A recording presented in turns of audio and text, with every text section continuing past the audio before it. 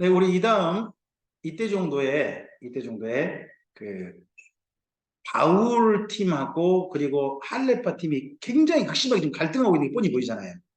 이럴 때 교회 성도들 간에 이렇게 갈등이 일어나면 목사님들은 어떻게 하셔야 돼요? 신방을 하셔야죠.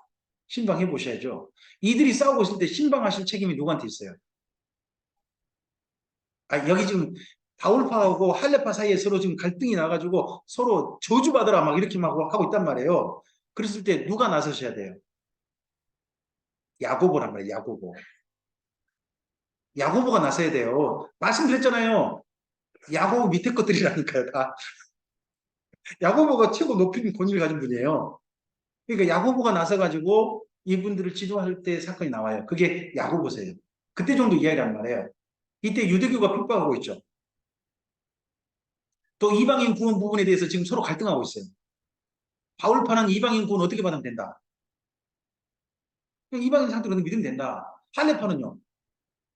할례파 돼야지. 막 이렇게 주장하는 거예요. 그러다 보니까 지금 현재 믿는 유대인 사이에 어떻게 되고 있어요? 파가 나뉘어진 거예요. 파가 나뉜 거예요. 그리고 대부분 다 출교당하다 보니까 생활이 극도로 힘들어요. 하지만 그 중에 일부는요, 그나마 재산을 보존해서 나온 사람이 있는 거예요. 재산 보존에 나온 사람은, 교회 성도들 때문에 자기 재산이 축나기를 원할까요? 더 부자가 되기를 원할까요? 그러다 보니까요, 지역에서 안 사고 자꾸 딴 데 장사로 가버리는 거예요. 있으면 주변에 있는 예수 믿는 분들이 뭐 할 것 같으니까. 자기는 손 벌릴 것 같으니까. 딴 데 장사로 갔다가 한 번씩 와가지고 무슨 얘기가 아니라 나 장사 이번에 잘 됐다 하나님의 은혜로 또 가버리는 거예요. 이런 모습이 있고 하는 소식이 자꾸 들리는 거예요. 야고보에게. 그런 이야기도 하고요. 그 다음에 출교 당하고 난 다음에 그 다음에 핍박을 받고요. 출교 당하고 난 다음에 몸에 휴증도 많이 겪어요. 앞서 말씀드렸어요. 출교할 때 40에서 하나 감한매를 만나니까요. 근데 39대를 맞는 거예요. 맞을 때 적당히 때릴까요? 죽어라 때려버릴까요? 진짜 그 사람 죽어라 때려버리는 거예요. 그럼 몸에요. 후유증이 심각하게 남는 거예요. 근데 재산 뺏겼죠. 재산도 뺏기고 심지어 감옥에도 갔다 오고 근데 몸을 치료할 틈도 없었어요. 그럼 몸에 뭐가 생겼을까요? 질병이 생겼겠죠. 근데 돈 있으면 어디 가요? 병원 가는데 병원 갈 돈도 없는 거예요. 점점 병세가 깊어져요. 그러면 그때 어떻게 병이 나아야 될까요? 결국은 하나님께 의탁할 수밖에 없는 거예요. 근데 장로님들이 와가지고 병원비를 주시면서 병원에 가십시다라는 게 아니라 장로님들이 와서 뭐 해줘요? 올리브 기름 발라주면서 기도해요. 왜요? 장로님들도 돈이 없어요. 성도들 병원 보낼 돈이 없는 거예요. 혹시 우리 뭐 말씀사랑교회 중에서 일부 한 분이 질병이 좀 심각한 질병이 있는데 병원비가 좀 부족하다 그러면 말씀사랑교회에서는 어떻게 하실 거예요? 좀 열심히 뭔가 모아가지고 병원비 우리가 좀 마련해 봅시다. 할 거 아니에요. 근데 그 당시 장로님들 할 수 있는 게 뭐라고요? 올리브 기름 발라주고 기도할 수밖에 없는 거예요. 그만큼 그들도 형편이 어려운 거예요. 그런 형편이 있는 내용이 야고보서예요. 야고보서. 또 이런 형편을 따라서 쓰고 있는 것이 마태복음이라고 보시면 돼요. 마태복음입니다. 자, 여기 마태복음하고 야고보서를 읽어보면요. 방금 말씀했던 내용들이 다 언급돼요. 유대교 핍박에 대한 내용, 이방인 구원에 관한 부분, 파당, 파당을 서로 싸우고 있는 이야기, 이거 이야기하고요. 특히 마태복음은 뭐라고 하냐면요. 형제를 실족하게 하는 사람은 어떻게 하는 게 마땅하다? 연장의 돌을 메고 바다에 빠뜨리기 차라리 낫다. 내 손이 형제를 실족하게 는 어떻게 해라? 잘라버리고 지옥에 가지 마라. 내 눈이 그러거든. 그 정도로 형제를 실족하게 해서는 안 된다 하는 걸 강력하게 얘기했죠. 이거 누가 누구 사이 이야기예요? 예수님이 그 말씀 가지고 누구한테 지금 경고하고 있는 거예요? 바울파하고 할례파에게 경고하고 있는 거예요. 당신들 그렇게 끝까지 서로 정죄하고 그럼 쓰겠습니까? 하고 있는 이야기예요. 그 다음에 생활 양극화 때문에 나오고 있는 이야기, 부자들과 가난한 자들 이야기 나오고요. 출교와 그 후 이야기도 이 속에 들어있습니다. 그 중에서 또 야고보서를 보시면 그래서 저자 1차 독자가 거의 비슷해요. 믿는 유대인들이에요. 믿는 유대인들. 권위는요, 야고보서는 누구의 권위로 가지고 와요? 야고보 자신. 근데 여기 마태복음 누구의 권위로 지도해요? 예수님의 권위로 지도하죠. 그리고 야고보서는 구원의 과정 중에 어디를 말해요? 성화와 심판까지 이야기해요. 여기 마태복음은요, 맨 처음 믿음부터 그 다음에 성화와 심판까지 이야기해요. 우리 마태복음에서 굉장히 유명한 말씀 있죠. 주여 주여 하는 자마다 다 천국에 들어갈 것이 아니요 내 아버지의 뜻대로 행하는 자라야 들어간다고 하죠. 첫 번째 천국에 들어갈 첫 번째 조건이 뭐예요? 그 말씀에서 아닙니다. 예수님을 주라 부르는 겁니다. 나더러 주여 주여 하는 자마다 다 천국에 들어갈 게 아니라 그러죠. 그럼 기본적으로 천국에 들어갈 자는 예수님을 누구라 부르는 사람이어야 돼요? 주님을 인정한 사람이 되죠. 우리가 신앙은 어떻게 시작하는 거예요? 예수님이 나의 주님이십니다 하고 인정하고 시작하는 거잖아요. 그건 시작이에요. 그러고 난 다음에는 어떻게 사셔야 돼요? 아버지의 뜻대로 사는 삶으로 이어져야 돼요. 그게 성화란 말이에요. 성화. 그리고 난 다음에 맨 마지막 심판을 이야기한 게 뭐예요? 교회의 심판을 이야기한 게 열처녀 비유예요. 교회의 심판을 이야기한 게 달란트 비유예요. 그리고 교회의 심판을 이야기한 게 양과 염소 비유예요. 심판을 이야기하는 심판까지. 그리고 구약 배경을 보면요. 여기 야고보서는 잠언하고 닮아 있어요. 잠언 전반부가 닮아 있고요. 마태복음은 잠언 후반부가 닮아 있어요. 서로 비교 대조해요. 누구랑 누구를. 특히 바리새파와 예수님을 비교 대조해요. 우리가 누구를 따라야 되느냐. 바리새파하고 좀 더 친하게 지내야 된다. 유대교랑 좀 더 친하게 지내야 된다는 사람들이 누굴까요? 그 당시 믿는 유대인 중에. 믿는 유대인 중에 바리새파와 그래도 우리가 좀 친하게 지내야 된다 하는 사람들. 그들이 할례파예요. 할례파. 하지만 그들과는 결별해야 된다. 예수님이 그들을 이단으로 하셨다 하는 게 여기 마태복음이고요. 사실은 그런 견해와 동일하게 가지고 있는 분이 바울이에요. 바울 관계를 보면요. 바울은요. 여기 야고보에게 지도받을 입니다.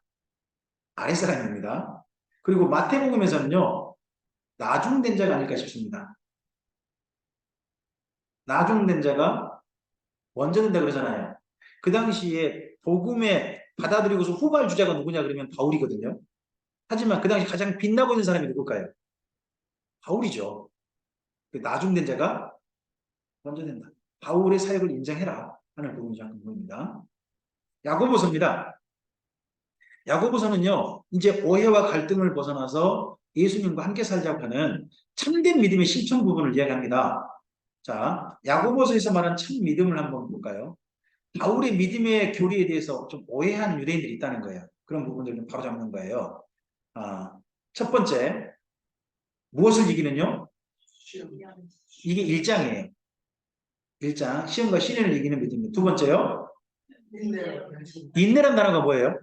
인내로 결실한대요. 그럼 어떻게 해야 결실할 수 있죠? 하면 참아야 된다는 생각을 가지신 분이 있어요. 여기 인내는 참는다는 말이 아니에요. 그런 말이 아니고요. 한결같이 길을 가다예요. 이 인내란 말은 또 다른 말로요. 확고부동하게 서다예요. 우리랑 좀 뜻이 달라요. 우리나라 말에 인내는 열매는 달다 할 때 그 인내는 뭐예요? 참는다. 그런 생각을 갖잖아요. 근데 본래 말은요. 어떻게 보면 인내라는 게 끝까지 공부하는 거잖아요. 끝까지 그 길을 가가지고 결국 열매를 거두는 거 아니에요. 그래서 인내는요. 한결같이 길을 가다예요. 휘포모네란 말이거든요. 그 말이 그런 뜻이고요. 또는 확고부동하게 서다예요. 다시는 흔들리지 않는 거죠. 그게 인내예요. 예수님만의 학구보다 흔들리지 않고 그 길을 쭉 가는 거예요. 그 다음에 가운데 노란 거 읽어주세요. 믿음을 오해하고 사랑으로 네. 믿음을 오해할 때는요, 자칫하면 믿음이 뭐가 될 수 있느냐? 시체가 될 수도 있어요. 행함이 없는 믿음은 뭐라고 하죠? 죽은 것이라 그러잖아요. 거기 죽은 것이라는 본래 말은요, 시체란 말이에요. 그러니까 믿는다 그러면서요, 실제 사는 삶이 없다면, 믿음을 따라 사는 삶이 없다면, 그건 뭐에 불과하다? 시체에 불과하다는 거예요. 한번 여쭤볼게요. 시체는 사람인가요? 사람이 아닌가요? 네, 사람이라고 할 수 없습니다. 사람이란 살아있는 존재일 때 사람입니다. 사람 모양이죠. 사람 모양이지만 그건 사람이라고 부르지 않아요. 시체라고 불러요. 다른 말로 주검 이렇게 부르죠. 그렇게 부르는 단어이기 때문에 저는 달라요. 모양은 같아 보이지만 믿음이란 모양은 같아 보여요. 하지만 그 속에 믿음의 생명이 없으면 그건 뭐에 불과하다? 시체에 불과하다. 그 생명은 뭐예요? 믿음의 생명이란 행함이에요. 행함. 근데 그 행함은 뭐냐? 사랑으로 행하는 거예요. 그래서 교회가 믿음이 있다 그러면요. 믿음이 있다는 교회는 다른 게 필요한 게 아니에요.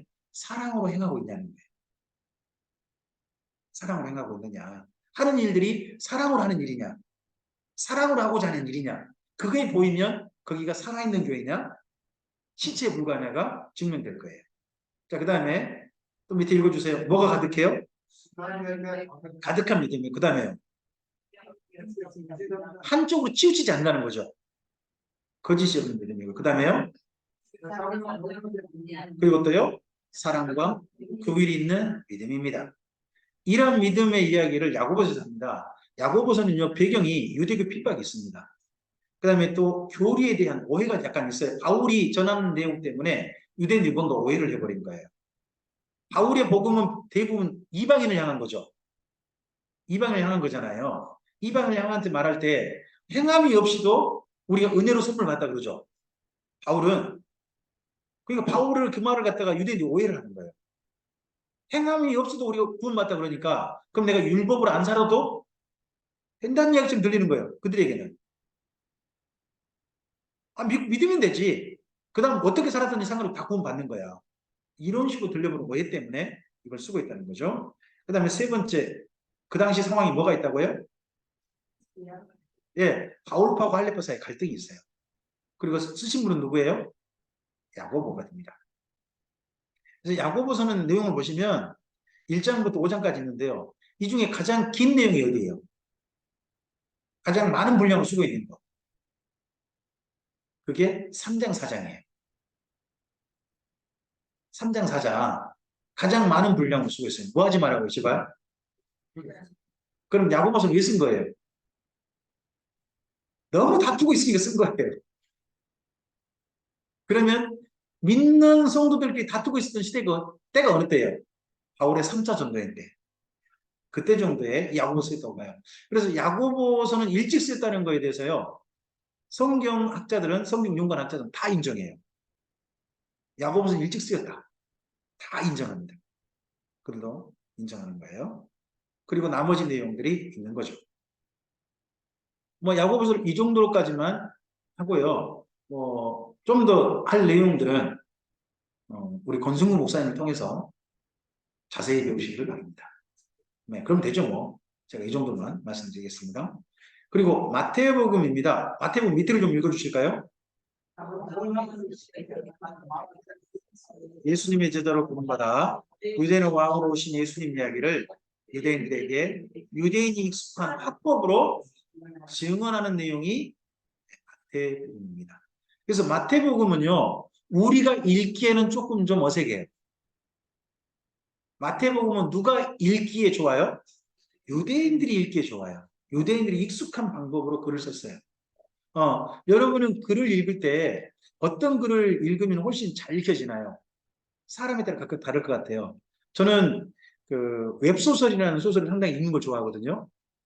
웹소설. 근데 글을 읽다 보면 어떤 분들은 상당히 이과적으로 쓰는 분이 있어요. 이과 형태로. 이과 형태로 쓰는 분은 뭐를 잘 따질까요? 시간, 뭐 이런 거 있잖아요. 내용이 아주 아구가 탁탁탁 맞아가는 그런 걸 너무너무 딱 해가는 분이 있어요. 그렇게 잘 쓰는 분이 있어요. 근데 제가 좋아하는 스타일은 그런 스타일 아니에요. 저는 이과 되게 싫어요. 저는 사실요, 이름도 잘 잊어먹고요, 시간도 잘 몰라요. 제 숫자 되게 약해요. 그러다 보니까 제가 성경 어디 몇 장 몇 절 그러잖아요. 여러분 의심하셔야 돼요. 저 말이 진짜일까? 제가 인용할 말이 틀릴 경우가 많아요. 그렇게 오래 했는데도 이게 잘 숫자 부분이 약해요. 대신에 저는 표현이 좋으면 너무 좋아요. 확실히 저는 문과인가 봐요. 문과 체질이 그런지 표현이 좋잖아요. 그럼 그 표현이 잘 안 씻어져요. 그래가지고 심지어 제가 메모장에다가요, 제가 웹소설 읽다가 너무 좋아가지고 표현을 써먹은 것도 있어요. 나중에 설교 때 써먹으니까. 써먹진 않았다 할지라도 그 표현이 좋아가지고 써먹는 거 있어요. 각각의 읽는 방식이 있잖아요. 사람마다 다른 것처럼 민족마다 또 다른 게 있어요. 유대인들은 유대인들에게 익숙한 방법을 써요. 자, 한번 여쭤보겠습니다. 유대인들은 뭘 좋아할까요? 요즘 대부분 유대교 교육 그러면 떠오르는 대표적인 단어가 있는데 그 단어가 하브루타라는 단어예요. 들어보셨죠? 하브루타. 하브루타가 뭐예요? 토론이에요, 토론. 토론하는 거예요. 토론 친구를 주는 거예요. 토론 친구를 둬서 두 사람이 서로 간에 같은 내용을 가지고 서로 자기 주장을 해보게 하고 서로 의견도 찾고 뭐 주장이 옳은지 생각이 하는 거죠. 이 토론 친구라는 것이 지금 있는 게 아니고요. 사실 욥기에도 등장해요. 욥기에도 욥의 세 친구와 욥 사이 있잖아요. 서로 간에 토론해가지고 누가 오느냐 하는 이야기를 서로 토론하거든요. 그때부터 온 문화예요. 그러면 토론에는 뭐가 중요하죠? 토론 시작. 토론의 시작은 질문이 중요해요. 그러면 마태복음에서 꼭 찾아서 읽어보셔야 밑줄 그어야 될 부분이 뭘까요? 질문이 나오면 밑줄 긋는 거예요. 그 질문 하나 가지고 한 장이 간다. 한 장 넘게 간다 그러면 반드시 밑줄 긋는 거예요. 질문 나오면 토론. 그 다음에 유대인들은 마샤를 너무 좋아해요. 비교 대조. 비교 대조하고 글 쓰기 너무 좋아해요. 그러니까 비교 대조를 해주면 너무 사람들이 잘 읽혀요. 그걸 보고 좀 더 문장으로 말하면 키아즘이라고 합니다. 키아즘. 마샬 혹은 길게 큰 문장으로 가면 키아즘. 이런 식으로 하는데 이런 방식으로 쓰는 걸 좋아해요. 마태복음이 바로 그런 식으로 구성되어 있다는 거예요. 또 유대인들은요. 뭘 중시하느냐? 족보예요. 족보. 족보를 무지 중시해요. 족보에 대해서 언급하는 거죠. 자, 그래서 마태복음 방금 읽던 제가 특징을 좀 대부분 말씀드렸던 것 같아요. 1번 읽어주세요. 두 번째요. 세 번째요. 이렇게 놀라운 말씀들을 하필 전시받았던 전직 세리 마태가 기록했다는 것도 상당히 좀 어울리지 않는 부분인데 하나님 이렇게 하게 하셨습니다. 그 다음 또 뭐라고 어떻게 한다고요? 이렇게 한 것이 사실 사무엘 하서입니다. 사무엘 하서가 어떻게 되죠? 다윗이 왕이 돼가지고 왕을 마칠 때까지 이야기입니다. 이건 맞아요. 근데 중간에 이야기가요. 주제별로 정리해버렸어요. 사무엘 하서가 바울의 사역을 바울이 다윗의 사역을 그가 왕이 돼가지고 하나님께 성전을 지어바치고 싶어 하잖아요. 그거 이야기만 따로 모으고요. 그가 전쟁한 이야기만 따로 모아요. 전쟁한 이야기만. 그가 또 하나님께 법궤를 옮겼던 사건 있잖아요. 그것만 따로 모으고요. 이런 식으로 따로 모아서 내용을 정리를 해봐요. 시간 순서가 아니에요. 시간 순서가. 그런 부분도 독특한 사무엘서의 특징인데 그런 특징이 나타난 성경이 마태복음이에요. 다섯 번째요. 가끔은 그러거나 말거나 구약 성경을 인용해줘요. 인용하고 이 말씀대로 이루어졌다. 성취되었다. 이걸 굉장히 중시하거든요. 메시아는 어떤 분일 거다. 성경 말씀대로 오실 것이다. 하는 게 유대인들의 인식이거든요. 그대로 이루어졌다 하는 걸 보여주려고 하는 거죠. 그 다음 여섯 번째요. 왜 이걸 썼느냐? 두 분이요, 전도 짝꿍이에요. 예수님이 짝꿍을 만들어주셨는데요. 너희 둘 같이 갔다 와 하는데, 누구랑 누구를 하필 짝꿍으로 만들어줬어요? 마태하고 시몬이에요. 왜 둘은 말이 없었을까요? 마태는 친로마파고요. 시몬은요. 친로마파 보이면 칼로 찔러 죽이는 사람이었어요. 두 사람은 하필 짝꿍으로 만들어 놓은 거예요. 예수님 상당히 좀 짓궂어 보이시죠? 근데 두 사람이 짝꿍이에요. 그 다음에 또요. 예, 이 두 분은 아버지가 같아요. 알페오의 아들이거든요. 묘하단 말이죠. 두 분이 형제일 가능성이 있다는 거예요. 좀 전에 했던 제가 이야기를 여기 다 좀 정리한 것 같아요. 첫째, 여기 마태복음은 무슨 형식이라고요? 토론이 많이 타는 거예요. 그 다음에 또 뭐가 있다고요? 파샬 구조. 그 다음에 또 뭐가 있어요? 족보. 또 그리고요? 구약 성경의 성취. 그리고 뭘 해요? 비교 대조. 그러니까 앞에 마샬하고 똑같아요. 그리고 뭘 해줘요? 바르게 교정해줘요. 이게 필요해. 왜요? 지금 마태복음이요. 마태복음이 유대 예수님 이야기 그냥 전한 게 아니라 뭔가 이제 잘못하고 있는 거에 대해 예수님 말씀 일하라. 그러니까 똑바로 좀 고쳐라. 하는 게 포함되어 있거든요. 그 다음에 이단이 누구라고요? 있을진 자가 누구예요? 마태복음에서 바리새파예요. 그러니까 누가 이단이라는 거예요? 바리새파가 이단이라는 거예요. 그러니까 바리새파 들고 가까이 있으면 안 된다. 하는 얘기를 하고 있는 거예요. 그 다음에 뭘 해요? 성도들 사이에 정죄하고 실족하게 해서는 안 된다. 하는 걸 경고해요. 그만 싸우라는 이야기에 똑같이. 그 다음에 또 뭐예요? 누구를요? 누구예요? 바울을 인정하는 걸 보인다는 말이죠. 나 사명이 뭐예요? 모든 민족이 가라는 거죠. 그냥 이러한 10가지 정도로 한번 정리하셔서 마태복음 정리하시고 본문을 실제 읽어보시면 그런 내용들이 상당히 집어 보이실 거예요. 질문을 한번 좀 찾아봤어요. 1번 질문 읽어주실까요? 어디에 나오는 질문이죠? 2장. 2장에 동방박사들이 했던 질문이잖아요. 그리고 2장 전체를 쓰고 있어요. 그 다음에 두 번째 질문이요. 여기 11장에 나와요. 세례 요한의 제자들이 예수님께서 했던 질문이에요. 그리고 11장 전체를 씁니다. 그 다음에 3번이요. 유명한 질문이죠. 가이사르 빌립보에서 16장인가요? 거기서 했던 질문이죠. 예수님의 질문이시고요. 그 다음에 네 번째요. 이건 어디서 나와요? 예수님께서 성전에서 가르치고 계실 때 6월절에 좀 오셨는데 그때 바리새파와 사두개인이 함께 와가지고 예수님께 던졌던 질문이죠. 그 다음에 다섯 번째요. 누가 한 질문입니까? 그 당시 대제사장이 예수님을 잡아먹고 했던 질문입니다. 그 다음 여섯 번째요. 누굽니까? 빌라도가 했던 질문입니다. 이 질문들은 다 특징이 뭐예요? 예수님이 누구시냐? 예수님이란 분이 누구시냐? 예수님의 정체성에 대한 질문이에요. 우리도 이 질문에 대해서 답변해야 돼요. 이 질문에 대해서. 그리고 여기 마태복음은요. 예수님의 3대 사역으로 전체를 정리해 모아요. 1차 3대 사역, 2차 3대 사역이에요. 예수님의 3대 사역 혹시 기억나세요?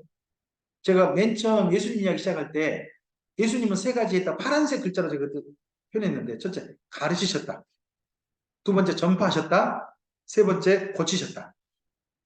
세 가지 기억나시죠? 그 세 가지를 두 번 걸쳐서 표현하고 전체 내용을 정리합니다. 그 중에서 마태복음의 주기도문을 이번엔 좀 하도록 하겠습니다. 이 다음 부분은 좀 빼더라도요. 주기도문 나오죠? 네. 주기도문은 뭐예요? 예수님이 하신 기도이신가요? 그게 아니고 예수님께서 가르쳐 주신 기도입니다. 예수님께서 교회들에게 너희는 이렇게 기도하라. 자기가 예수님이 하신 기도가 아니에요. 교회는 이렇게 기도하라라고 하는. 그리고 한 가지 더. 공동체에게 주신 기도지 개인 기도가 아니에요. 그러니까 주기도문 100번 하면 성령의 은혜가 임하고 그런 거 전혀 없어요. 주기도문 10,000번 해갖고 뭐 놀라운 은혜가 임하고? 아니에요. 그냥 교회에게 이런 소원이에요. 자, 첫째. 주기도문 뭐라고요? 1번이요? 두 번째는요? 예, 기도문이 되게 짧아요. 세 번째는요? 개인 기도문이 아니에요. 공동 기도문이에요. 그러다 보니까 제일 많이 나온 단어가 뭐예요? 우리예요, 우리. 우리의 단어가 많이 나옵니다. 그리고요, 누구의? 예수님의 교회를 향한 소원이 담겨 있어요. 너희 교회가 이런 교회가 되기를 하는 소원인 거죠. 그런 소원이 주기도문 속에 있습니다. 첫 번째, 읽어주실까요? 자, 이거에 대해서 제가 오늘 참비교를 넣어봤어요. 제가 이걸 여기 말씀 사람끼리 바꿀까 하다가 우리 참비교를 위해서 이렇게 좀 해주세요 라고 마음을 가지고 그냥 그대로 가져왔어요. 자, 읽어봐 주세요.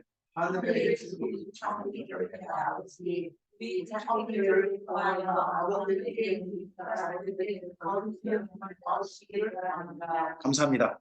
이번에는 말씀 사랑교로 넣어보죠. 하늘에 계신 우리 말씀 사랑교회의 아버지, 우리 말씀 사랑교회를 통하여 아버지의 이름이 사람들에게 거룩히 여김을 받으시기를 바랍니다. 이게 첫 번째 기도문의 예수님의 소원인 거죠. 이게 개인적인 소원일 수 없잖아요. 예수님의 소원인 거예요. 교회 공동체를 향한. 그 다음에 두 번째요. 아버지의 나라가 오게 하시면, 이건 두 가지가 있어요. 두 가지가 있는데요. 자, 읽어주세요.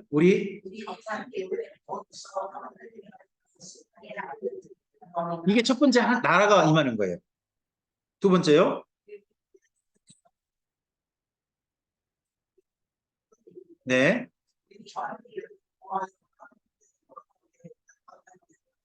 여기 오게 하시며 이 말이 원래는 나타나다는 말이거든요. 나타나다. 그러면 자기가 하나님의 나라인지도 모르고 이 땅 가운데 살고 있어요. 그 사람들이 예수님 안에 나타나는 거죠. 이걸 말씀 사람끼리 한번 바꿔보시죠. 자, 우리 하나님의 나라가 세상에 알려지기를 바랍니다. 그리고 우리 말씀 사랑교회를 통하여 하나님께로 돌아오게 나타나게 하옵소서. 이 교회를 통하여서 주님께 정말 돌아와야 할 사람들이 돌아와서 하나님의 백성인 게 드러나는 그런 일들이 꼭 있기를 바랍니다. 이런 소원을, 주님의 소원을 기억하는 거죠. 교회가. 그 다음에 또 읽어주세요. 네, 이걸 이렇게 정리해봤어요. 읽어봐 주세요.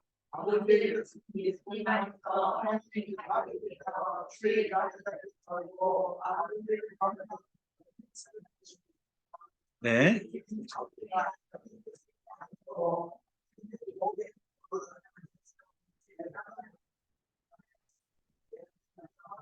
네, 특별히 아버지 뜻을 어디로 기억하시면 되냐? 출애굽기 19장 5절, 6절로 기억하시면 좋겠습니다. 출애굽기 19장 5절, 6절. 여기를 한번 또 말씀 사람끼리 바꿔보시죠. 읽어주세요. 주의 자녀답게 살고 아버지를 만나도록 돕는 사람이 되는 것입니다. 우리 사랑교회가 이 뜻을 따름으로 하나님의 법에 거룩한 백성, 제사장 나라로 이 땅에 존재하게 하옵소서. 지금 현재, 오늘 존재해야 되는 거죠. 오늘. 자, 그 다음 또 읽어주세요. 이 부분이 제일 많이 오해돼요. 오늘 나에게 일용할 양식이 아니잖아요. 누구에게? 우리에게거든요. 그래서 이 부분을 가지고 많이 오해가지고 일용할 양식 그래가지고 큐티 모음집 있죠. 큐티 안 해보셨어요? 오늘도 일용할 양식을 주시옵소서. 누구한테? 나한테지. 이걸 우리 공동체에 필요한 이야기로 읽는 게 아니잖아요. 원래 말은 이렇게 이해하는 게 좋겠어요. 한번 읽어보세요.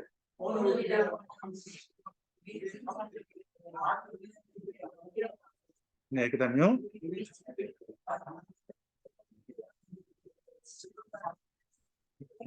해야 할 일은 오늘 해야 돼요, 오늘.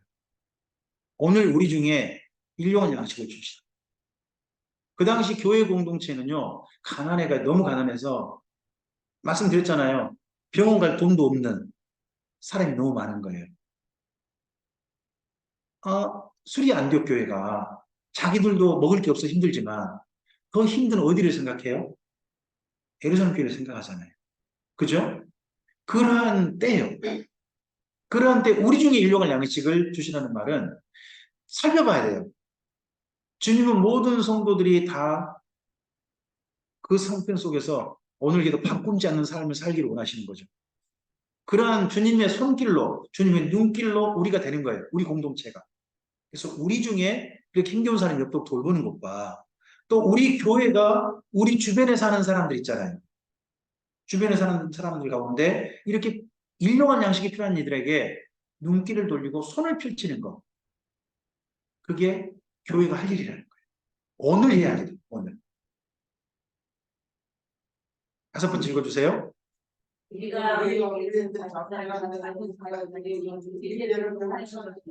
네, 읽어주실까요? 다르게 사는데도 그리고 이렇게 사는 우리들이 주님 앞에 섰을 때에 용서받기를 기대합니다. 그래서 우리 죄를 용서해달라. 결국 우리 죄를 용서하신 분은 누구실까요? 하나님이세요. 그건 용서받는 건 이제 언젠가 주 앞에서 완전 용서받았음을 확증은 받겠죠. 그러기 전에 오늘 우리들도요, 우리에게 잘못한 사람에 대해서 뭐 할 수 있는 사람들. 이게 쉽지 않은 겁니다. 정말 쉽지 않지만 이렇게 살 수 있기를 바라는 거죠, 교회가. 그 다음에 6번째 읽어주세요. 우리를 시험에 네, 읽어보실까요? 이 정신들의 가운데 사탄의 이름과 핍하고 절망하다 신앙을 포기합니다. 그리고 우리 참빛교회에서 사탄에게 속아서 이단에 빠지거나 악해지는 사람이 없게 하소서.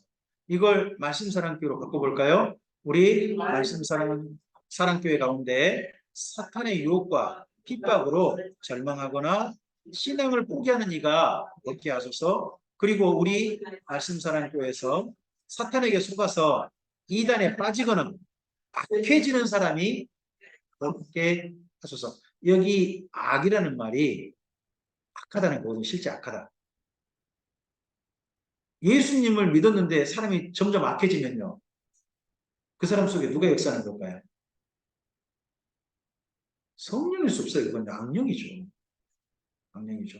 예수님을 믿으면 착해진다는 것이 성의 기본적인 이야기예요. 근데 예수 믿는 사람 점점 고약해진다. 그건 아무리 봐도 문제 있죠.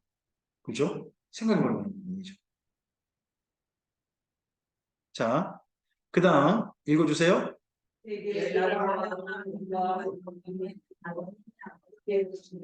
네, 여기 대개가요. 여기 영덕 대개가는 아닌 거 아시죠? 네, 이건 그러므로 이렇게 됨으로써 그런 말입니다. 자, 그래서 여기 제가 가로쳐놨죠. 이와 같이 되어서라는 말이 대개라는 말에 원래 기본 뜻입니다. 여기 헬라어로는 오티라는 단어인데 그 말에 번역이 됩니다. 자, 밑에 읽어주세요. 이와 같이 되어서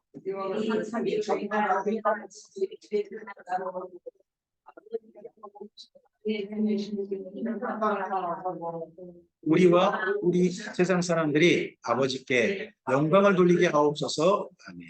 자, 여기를 말씀사랑교회로 바꿔보죠. 우리 말씀사랑교회가 이와 같이 주의 뜻을 따름으로 아버지께서 온 세상의 주인이심이 인정받게 하시옵고 우리와 온 세상 사람들이 아버지께 영광을 돌리게 하옵소서. 아멘. 주기도문에 이렇게요. 예수님의 소원이 담겨 있다고 생각하고 주기도문을 기억하시면 좋겠어요. 주기도문을 나를 위해서 쓰지 마시고 우리를 향하신 주님의 소원이 무엇인지 기억하려고 주기도문을 하시는 거예요. 주님께서 가르친 기도는 바로 그런 기도인 거죠. 저는 그런 측면에서요. 기도는 다르게 할 수 있다고 생각해요. 자, 우리 기도는 대부분 이런 거죠. 우리 소원을 누가 들어주시기를. 하나님이 들어주시기를 원하는 게 기도일 수 있죠. 근데 예수님은요. 교회에게요. 거꾸로 어떻게 말하느냐. 너희가 너희 소원을 하나님께 말씀드리기보다는 너희가 하나님의 소원이 무엇인지 기억하는 교회가 되기를 바란다. 하는 게 주님의 기도문이잖아요. 그러면 하나님의 소원이 가득 담겨있는 온전하게 담겨있는 하나님께 주시는 선물이 뭘까요? 교회에게 부탁 하나님 말씀이 담겨있는 선물. 저는 그게 이거라고 생각해요. 그럼 기도는요. 기도는 내 소원을 말씀드린 것만 아니라 하나님의 소원을 알아듣는 것도 기도인 거예요. 또 그 소원을 받들어서 내가 삶으로 결단하는 거 있잖아요. 그게 더 큰 응답인 거예요. 아니, 하나님께서 꼭 우리 소원에 응답하셔야 돼요? 다르게 우리가 하나님의 소원에 응답하는 것도 기도일 수 있잖아요. 기도의 결과일 수 있잖아요. 저는 교회가 그래서 하나님 말씀에 응답하는 삶으로 살면요. 하나님께서 정말 기뻐하셔서 우리의 작은 소원들, 미처 아리지 못한 소원들도 하나님께서 살펴주실 것이라고 저는 믿습니다. 흔히 우리 경험하는 일 있죠. 시골에 계시거나 또는 어디 계신 부모님께 정말 마음을 다해서 우리가 정말 잘해드리면요. 부모님은 어떻게 하시던가요? 부모님은요, 내가 미처 생각하지 못한 걸 다 준비하셔가지고 챙겨주신 게 부모님 아니신가요? 우리가 하나님 뜻을 받들어서 우리 아버지시잖아요. 이 땅에서 아버지 뜻을 받아 정성껏 살면, 제대로 살면 그걸 누가 기뻐하실까요? 아버지께서 기뻐하시겠죠. 또한 뿐만 아니라 아버지께서 우리한테 나머지 챙겨주실 때 적당히 챙기실까요? 다 챙기실까요? 예수님 안에서 모든 것이 넘치도록 다 주실 분이 아버지라고 이야기하시잖아요. 정말 그렇게 하실 거라고 믿습니다. 그래서 아버지 손을 살피는 거. 저는 그래서 요즘 그 새벽에 하는 거, 우리 에스라 성경 강좌 관련된 교회들이 한번 하도 우리나라 새벽 하니까 새벽에 하나님의 말씀을 좀 읽고 소원을 살피는 그런 기도, 내 소원을 말씀드리는 기도가 아니라 소원을 살피고자 하는 기도, 그런 그 뜻의 마음을 두고 성경 일독을 좀 시작을 했거든요. 일독을 시작했는데 의외로 하길 잘했다는 생각이 들어요. 저도 성경 일독이 끝나고 좀 두 번째 다시 들어갔는데요.